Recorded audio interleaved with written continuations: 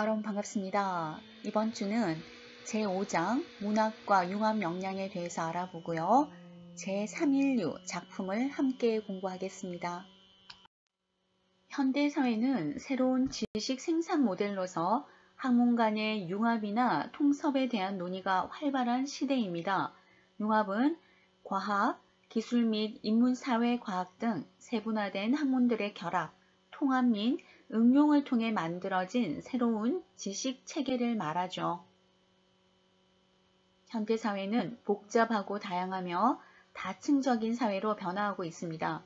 이러한 사회를 이해하는데 영역과 경계를 넘나드는 통합적 이해 없이는 비전을 찾는 일도 미래를 전망하는 일도 쉽지 않을 겁니다. 학문적 패러다임은 콜라보 교육, 인접 학문과 네트워크 구성, 다원적, 다각적 사고, 인문학과 자연과학의 시너지 효과, 아날로그와 디지털의 조합, 퓨전과 하이브리드와 같은 융합 개념에 관심이 갈수록 높아지고 있는데요. 저도 여러분의 전공이 정해져 있지만 여러분 전공 외에도 대학에서는 부전공을 할 수 있고요. 또는 여러분이 복수 전공을 함으로써 또 다른 전공을 하나 더 가질 수 있고 콜라보 교육으로 좀 다가가는 방법이 아닐까 합니다. 1학년 때는 신청을 못하지만은요. 2학년 때부터는 이런 다양하게 여러분이 복수 전공을 할 수 있는 방법들이 있으니까 여러분들이 잘 활용을 하시면 좋겠습니다. 퓨전과 하이브리드 같은 융합 개념이 앞으로 굉장히 중요한 학문적 패러다임을 잘 인지하셨으면 좋겠습니다. 융합형 인재의 특성으로는 사고의 유연성, 다른 분야에 대한 호기심, 경계를 넘는 용기와 도전적 태도, 소통에 대한 열린 자세 등을 꼽아볼 수 있습니다. 융합형 인재에 대해서 한번 정리해 보았습니다. 바른 인성을 갖춘 창의 융합형 인재. 저는 여러분들이 이 말을 좀 꼭 기억하시고 이렇게 되도록 노력을 하셨으면 좋겠습니다. 바른 인성이라는 걸 참 강조해 드리고 싶고요. 조금 전에도 우리 하이브리드라는 단어를 만나보았듯이 창의, 융합형, 앞으로는 굉장히 창의적이고 융합형 인재를 높이 평가할 것 같습니다. 여기에 자주적인 사람, 자존감이 높은 사람, 더불어 사는 세상입니다. 그리고 바른 인성을 위해서 교양도 있어야 되겠고요. 창의적인 사람으로 나아가야겠습니다. 우리 모두 열심히 노력해 볼까요? 융합을 핵심 가치로 삼는 4차 산업혁명 시대에 자신의 분야에서 최고가 되기 위해서 다양한 분야와 접속할 수 있는 가능성을 열어두어야겠죠. 점점 한 우물을 깊게 파야 한다라는 패러다임에 머물지 말고 우물을 깊이 파기 위해서는 우선 넓게 파야 한다는 논리가 더 설득력을 가지는 것 같습니다. 서로 다른 이질적인 것을 또 단순히 결합했다라고 해서 융합이 이루어졌다고만 할 수는 없습니다. 융합의 목표는 다원적 사고를 기반으로 창의적 문제 해결 방법을 창안하는 것에 있기 때문이죠. 따라서 융합 역량을 강화하기 위해서는 학문 간, 분야 간, 새로운 조합과 효율적인 재구성을 통해 미래 사회에 대한 적합한 새로운 문제 해결 방법을 찾는 것이 관건이라고 할 수 있습니다. 융합형 인재라고 해서 제가 사람 얼굴에 여러 가지 컬러를 넣어 보았습니다. 하나의 컬러만 아닌 다양한 컬러가 서로 얽혀서 또 다른 창의적인 것을 나타내고 있으니까요. 앞으로 우리는 이런 모델로 창의력을 발휘해 가면서 살아가면 좋을 것 같습니다. 융합형 인재에 필요한 것이 저는 도전정신, 독립성, 봉사정신, 미래지향적, 창의력 이런 걸 먼저 적어보았는데요.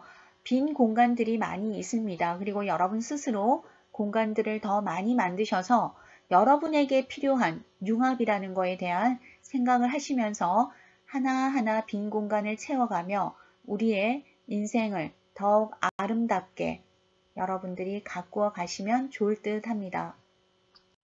문학과 융합 역량 베르나르 베르베르의 제316 공부해 보겠습니다. 자, 우선 이 책의 제목이 왜 제3인류라고 이야기하는 것이 전체 내용을 간단하게 소개해 줄 수 있을 것 같은데요. 이 책에서는 현생 인류가 최초의 인류가 아니라 우리 전에 우리보다 훨씬 더 큰 거인족이 살았다고 합니다. 그들의 키는 17m로 현생 인류의 10배의 크기였죠. 근데 그들의 문명의 발달로 170cm 현생 인류가 태어나게 되었고 거인족은 사라지게 됩니다. 그리고 유전공학의 발달로 우리 인류가 17cm 소인족을 만들면서 제3인류가 생겨나면서 일어난 일들이 책의 주 내용입니다. 이 책은 총 3부로 구성되어 있고요. 우리나라에서는 각 2권씩 나누어 출간이 되어 6권까지 나왔고 현재 완결이 되어 4부에서는요. 초소형 인간 에마슈의 탄생 과정에 대해서 나옵니다. 인류는 자신들이 감당할 수 없는 엄청난 문제에 봉착하게 되죠. 원자 폭탄이나 핵무기의 무분별한 사용, 자연재해와 환경재앙, 자원고갈, 여러 가지 문제들이죠. 근데 그 문제들로 인해서 자멸을 향해 치닫는 미래의 어느 시점에 그 위기를 넘어서기 위해서 군 정보요원과 과학자들로 구성된 비밀기관에서 기가 막힌 아이디어를 한 가지 생각합니다. 그것은 바로 초소형 인간 에마슈를 탄생시킨 것이죠. 과학자들은 이 에마슈에게 더 진화된 인간의 속성이라고 믿는 유전형질을 부여합니다. 예를 들어 인간보다 더 작고 여성적이며 방사능 오염의 환경에 대한 내성을 가지게 만들었습니다.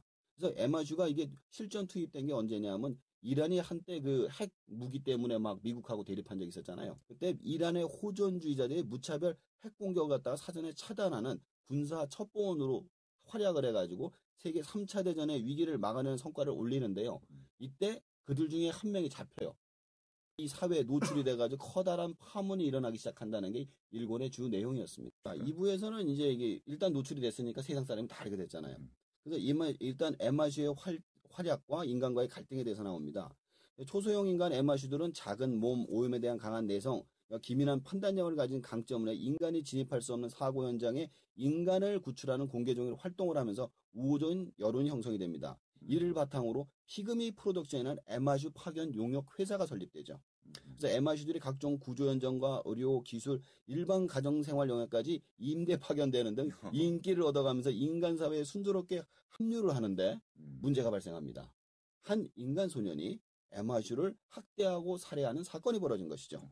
이에 대한 처벌을 어떻게 내놓고 법정까지 올라가게 되는데 여기서 법정에서는 에마슈를 그냥 인간의 소유물로 그러니까 이 에마슈들이 화가 날 거 아니에요. 근데 더 큰 문제가 생겼어요. 중국에서 에마슈들을 갖다 대량 생산을 해가지고 헐값에 또 임대동원 판매하는 사태가 벌어지게 된 거예요. 인간을 신으로 받아들이면서 복종을 하던 그 에마슈들이 자신들의 존엄성에 눈을 뜨면서 이제 대립을 하고 저항을 한다는 이야기가 주 내용이 되겠습니다. 일부까지는 정말 비밀리에 콕서스의 그 소인적이 있었는데 2부에서는 정말 광범위하게 인간들과 함께 생활합니다만은 일종의 좀 애완견식으로 그렇죠. 여기게 되었고 아까도 이야기했지만 중국산까지 나오면서 대량 생산이 된 혼란도 겪게 되고요. 그러니까 아마도 이제 갈등을 겪게 된다는 것인데 3 이후에 이제 이야기 이렇게 시작을 해요. 이제 1억 톤의 소행성이 12일대 지구와 충돌할 위기가 생긴다는 얘기로 시작을 합니다. 이 소행성을 파괴하기 위해서 200개국 정상들이 모여서 긴급회의를 하죠. 이미 한 차례 지구를 위협하는 소행성을 파괴한 경험이 있었던 초소형 인간 에마슈들이 림프구 13 로켓을 소행성에 맞서기로 합니다. 로켓 발사 예정일에 에마슈들의 나라 마이크로랜드에 거대한 쓰나미가 발생을 해요. 그래서 로켓이 발사 못할 위기가 있었는데 다행히 로켓은 발사를 하고 근데 있던 에마슈들이 다 죽게 생겼잖아요. 근데 이 에마슈들이 죽게 생겼는데 다른 나라 아무도 도와주려고 안 한 거예요. 그래서 이제 러시아에 있는 수상 비행기에다가 모두 다 대포해가지고 안전하게 보내게 됩니다.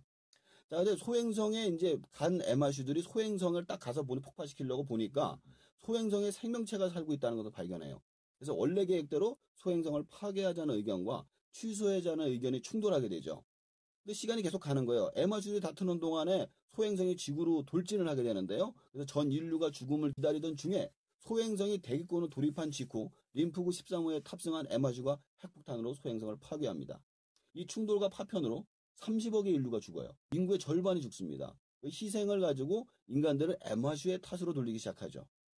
에마슈들과 인간들의 갈등이 엄청나게 고조되는 가운데 인간의 테러로 에마슈의 여왕이 사망합니다.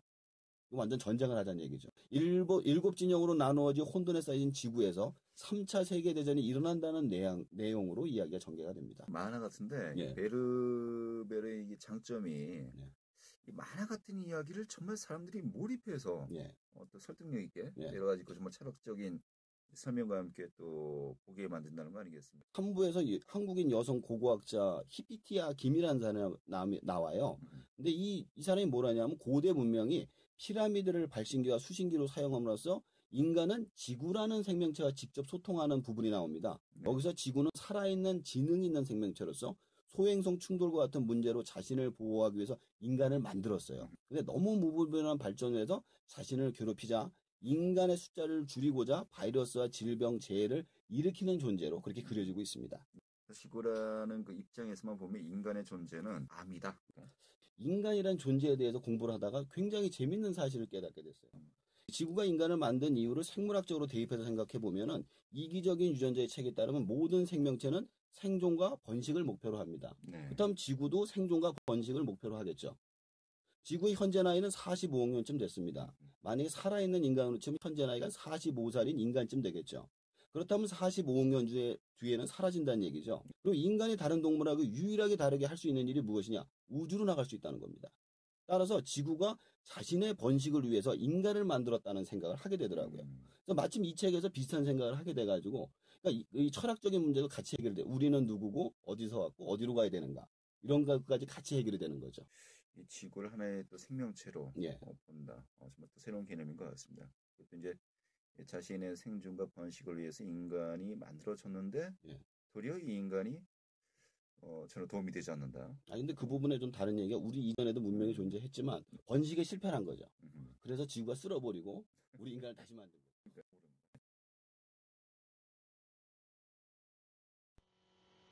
베르베르는 인류는 이미 과학소설과 같은 환경으로 진입했기 때문에 그에 상응하는 새로운 윤리가 요구된다는 의견을 제시한 바 있죠. 예컨대 사이보그나 인공지능처럼 신인류의 등장이 본격화된다고 할 때 이들과 인간과의 관계는 어떻게 될 것이며 이들과 소통하기 위해서 우리는 어떤 윤리를 필요로 할 것인가를 고민해 봐야 한다는 것이죠. 이러한 시각은 제3인류에서 절정을 이루게 됩니다. 신의 영역에 도전하는 과학자들의 이야기를 다룬 이 작품은 신화와 과학, 철학이 만나 신창세기를 선보였다는 평가를 받고 있습니다. 개미, 뇌, 나무 등의 저서를 통해 한국인이 사랑하는 소설가로 꼽히는 프랑스의 인기 소설가 베르나르 베르베르가 서울에서 기자회견을 가졌습니다. 제3인류 한국어판 완간을 기념해서 내한한 베르베르는 이날 기자회견에서 제3인류에 대해 자세히 설명했는데요. 특히 한국 독자들에게 사랑받는 이유에 대해서 진화나 미래 등의 주제를 주로 다루는 작가의 작품이 미래지향적인 국가인 한국의 독자들이 잘 이해해 주는 것 같다고 덧붙였습니다. 작가의 목소리 들어볼까요? 이 작품에서 베르베르는 미래과학은 결국 인간의 혹독한 자기 성찰의 문제로 규결될 수밖에 없다는 사실을 일깨워 주는데요. 인류가 지금처럼 지구의 생태 가치를 파괴하는 생활 방식을 고수한다면 디스토피아의 도래를 피할 수 없다는 준엄한 경고를 전해주고 있습니다. 디스토피아의 뜻이 뭘까요? 유토피아의 반대말이죠. 현대 사회의 부정적인 측면들이 극단화되어 초래할지도 모르는 암울한 미래상을 말합니다. 이 작품이 매력적인 이유는요. 융합적 사유를 표방하는 글쓰기의 전형을 보여준다는 점입니다. 베르베르는 기존의 거대 이론들과 유명 저서들을 넘나들면서 미래과학의 세계에 인문학적 상상력을 불어넣었는데요. 예를 들어서 지구 자체를 하나의 거대한 생명체로 보는 관점은 제임스 러브록의 가이아 이론을 호출하고요. 또한 8,000여 년 전에 지구에 거인족의 고대 문명이 존재했다라는 가설은 그레이엄 행콕의 신의 지문과 맞닿아 있습니다. 이렇듯 제3인류에서 베르베르는 지구, 즉 가이아를 자의식을 가진 인격화된 존재로 형상화하고 인간 중심주의와 도구적 자연 간에 고통받는 지구의 모습을 적나라하게 보여주고 있습니다. 베르베르는 우리가 진화라고 불러온 과정들이 과연 온당했는지, 앞으로 우리가 지향해야 할 진화의 방향은 어떠해야 할지에 대해 근본적이고 도전적인 질문을 던집니다. 그렇다면 우리도 인간이라는 아날로그적 존재와 기계라는 디지털적 존재가 힘을 합쳐 어떤 방향으로 진화를 하면 좋을지 한번 생각해 보면 좋겠습니다. 인공지능 로봇의 빛과 그림자를 생각한다면 생명윤리, 행복지수, 일자리 문제, 정의와 젠더 갈등 등의 측면에서 올바르게 진화할 수 있는 방향에 대해 생각을 해보면 좋겠습니다. 이 작품의 작가 소개, 줄거리, 주제, 해설에 대해서 알아보겠습니다. 베르나르 베르베르는 프랑스에서보다 한국에서 더 많은 인기를 얻고 있는 작가로도 알려져 있습니다. 톨스토이, 셰익스피어, 헤르만 헤세 등과 함께 한국인이 가장 좋아하는 외국 작가로 선정된 바 있는 소설가입니다. 베르나르는 1961년 프랑스 툴루즈에서 태어났어요. 별들의 전쟁 세대에 속하기도 하는 그는 고등학교 때는 만화와 시나리오에 탐닉하면서 만화 시문을 발행했고요. 이후 올더서 헉슬리와 H.G. 웰즈를 사수하면서 소설과 과학을 익혔답니다. 1979년 툴루즈 제1대학에 입학해서 법학을 전공하고 국립언론학교에서 저널리즘을 공부했습니다. 대학 졸업 후에는 러 누벨 옵세르바테르에서 저널리스트로 활동하면서 과학 잡지에 개미에 관한 평론을 발표해 오다 1991년 120번에 가까운 개작을 거친 개미를 발표하여서 전 세계 독자들의 사랑을 받았습니다. 이 작품으로 단숨에 주목받는 대작가로 떠올랐죠. 베르베르는 현재 파리에 살고 있으며 왕성한 창작력으로 작품 활동을 계속하고 있습니다. 2008년 10월 프랑스에서 출간된 소설집 파라다이스와 카산드라의 거울 등의 작품으로 꾸준히 한국 독자들을 만나고 있습니다. 제3인류는 국내에서는 2013년 10월에 주식회사 열린책들에서 첫 출간되었고 2016년 4월 22일에 5권, 6권까지 출간됨으로써 동시에 완간되었습니다. 베르나르 베르베르의 작품답게 작품의 배경은 현실 지구이죠. 다만 시간적 배경이 살짝 특이합니다. 1부, 2부의 시작에서 베르베르는 다음과 같은 글을 씀으로써 작품의 시간적 배경을 명시합니다.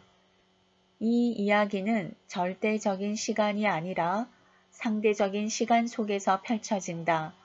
이야기가 시작되는 시점은 당신이 이 소설책을 펴서 읽기 시작하는 순간부터 정확히 10년 뒤의 오늘이다. 이로써 어느 시점에 이 소설을 읽게 되건 우리는 10년 뒤에 지구의 모습을 읽고 있는 것이다. 그에 따라 상당히 현실적인 사회적, 기술적 묘사를 보이고 있습니다. 조금 더 의미 있게 한번 읽어볼까요? 이 이야기의 시작은 당신이 이 책을 펼친 순간으로부터 정확히 10년 뒤 오늘이다. 제1인류는 호모 기간티스이죠. 신장이 17m나 되고 700kg이고 수명이 1000살입니다. 농업, 목축, 의술, 야금술, 뇌파를 통한 커뮤니케이션이 가능했던 고대 인류입니다. 지구에 불어닥친 네 번째 대재앙으로 멸종의 길로 들어선 것으로 추정됩니다. 제2인류는 호모 사피엔스인데요. 신장은 170cm, 70kg, 수명은 100살 정도랍니다. 인류 역사상 처음으로 죽은 사람의 수가 현재 살아있는 사람들의 수와 같아집니다. 야만적 자본주의, 종교적 광신, 환경재앙, 자원 고갈, 핵무기의 무분별한 사용 등 어리석은 선택으로 자멸의 기로 앞에 서 있습니다. 제3인류는 에마 슈인데요. 신장이 17cm고 7kg, 수명은 10살로 추정됩니다. 지구 역사상 초소형의 신생인류이고요. 현생인류인 호모사피엔스가 생명공학의 힘으로 창조했습니다. 변화하는 지구 환경에 맞도록 설계되었으며 현생인류의 존폐 위기를 결정할 구원인류라고 합니다. 쉬어가는 코드로 C세대에 대해서 한번 알아볼까요? 세대라는 의미는 같은 시기에 태어나서 인격 형성기에 비슷한 인생 경험을 공유하고 집단적 태도, 가치, 행동 생성으로 이어지는 것을 말합니다. 20세기를 거쳐간 인류를 대략 6세대로 분류합니다. 가장 위대한 세대는요, Greatest Generation은 1900년대에서 1924년 사이에 태어나서 대공황 여파 속에서 제2차 세계대전을 겪고 전후 부흥을 일궈낸 세대입니다. 그 다음으로 침묵 세대, Silent Generation인데요. 1930년대에서 1945년생을 말합니다. 그 다음 세대는 Baby Boomers, 베이비 붐 세대를 말하고요. 그 다음 세대가 X세대, 1960년대 중반에서 1980년대 초반까지. 그리고 그 다음이 밀레니엄 세대입니다. Y세대 혹은 1980년대 초반에서 1990년대 중반까지의 세대를 말하죠. 그 이후 1990년대 후반은 Z세대라고 합니다. 그 뒤를 잇는 세대가 바로 C세대인데요. Generation C로 불릴 전망입니다. 보통 예수 탄생 이전 BC와 이후 AD로 구분됐던 역사가 이제는 코로나로 인하여 코로나 이전 Before Corona와 질병 이후 After Disease로 나뉠 것이라는 전망 속에 태어난 신세대를 우리는 C세대라고 지칭합니다. C세대의 특징에 대해서 알아보겠습니다. C세대에게는 4가지 주요 특성이 나타날 것으로 예상되는데요. 첫째는 공유된 신뢰 상실감입니다. 코로나19를 통해 다른 사람, 장소가 보이지 않는 위협이 될 수 있다는 점을 기정사실로 받아들이고 이에 따라 신뢰 형성이 무엇보다 중요한 요소가 될 전망입니다. 둘째로 가상세계가 일상화될 것입니다. 교육, 근무, 거래, 소비의 소통 형태에 큰 변화가 생겼죠. 재택근무, 온라인 결제 등 비대면 경제가 평범한 생활 양식이 되었습니다. 셋째, 높아진 자아의식입니다. 사회적 거리두기, 공공장소 마스크 쓰기, 개인위생관념 등에 아주 익숙해지면서 자연스레 자신과 소속 집단, 환경의 지속 가능성을 최우선시하게 됩니다. 넷째, 활동 범위를 더 작은 둘레로 제한할 전망입니다. 코로나19는 일종의 전쟁으로 역사에 기록될 가능성이 높아요. 따라서 자신을 중심으로 한 소집단 속에서 생존 두려움을 해소하려는 현상이 나타날 것으로 보입니다. C세대의 특징 정리해 보았습니다. 우리도 코로나19로 대면 수업이 자꾸 지연되고 있는데요. 우리도 아마 C세대라고 할 수 있을까요? 우리는 첫 번째 인류가 아니었다. 우리 이전에도 있었고 우리 이후에도 있을 것이다. 전혀 다른 모습으로. 제3인류 제1권에 있는 내용들 함께 읽어볼게요. 만물은 끊임없이 진화한다. 옹골차게 붉어진 꽃망울은 활짝 핀 꽃으로 변한다. 소년은 자라서 어른이 된다. 탈바꿈한 존재는 태양을 향해 날아올라 새로 돋은 젖은 날개를 말릴 수 있다. 앞으로 나아가는 것에 두려움을 느끼는 것은 당연하다. 한 개인이 시간과 공간 속에서 시야를 확대하는 데 성공하면 그는 자연스럽게 자기 자신뿐만 아니라 자기 주위의 모든 존재가 변화하기를 바라게 된다. 줄거리 정리해볼까요? 당신이 이 소설책을 펴서 읽기 시작하는 순간부터 정확히 10년 뒤의 오늘이라는 상대적 시점으로 선언하고 현 인류가 문명을 이룩한 첫 번째 인류가 아니라는 설정을 깔고 이야기가 시작됩니다. 남극 첫 번째 인류는 키가 17m에 달하는 초거인들이었으며 고도의 문명을 이루었던 그들이 오늘의 우리, 현재의 인류를 창조했다는 소설의 첫 장면은 그 증거가 드러나는 현장입니다.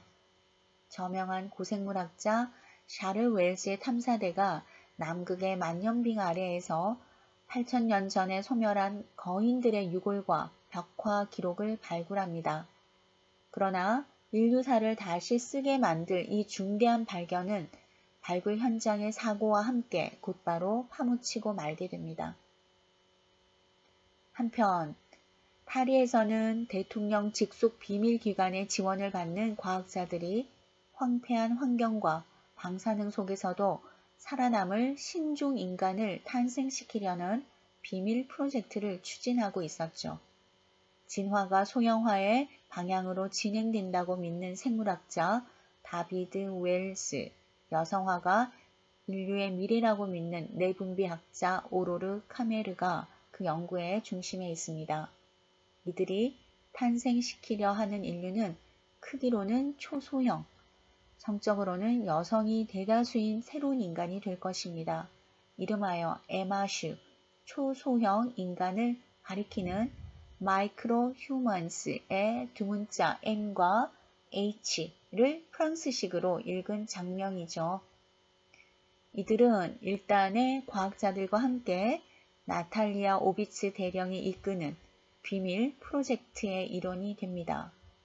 핵위협, 환경재앙, 야만적 자본주의, 종교적 광신 등으로 인해 점점 더 눈앞의 현실로 닥쳐오는 인류의 파멸을 막기 위한 그들의 활동이 시작됩니다. 그들 앞에 드러나는 놀라운 비밀, 그리고 미래를 송두리째 바꿔놓을 수 있는 실험. 에마슈들이 인간의 손에 의해 창조되고 벌어질지도 모를 일들, 이들의 사회와 인간과의 관계를 보여줍니다. 이번 시간에는 문학과 융합 역량의 제3인류라는 작품으로 함께했습니다. 강의 들으시느라 수고 많이 하셨습니다.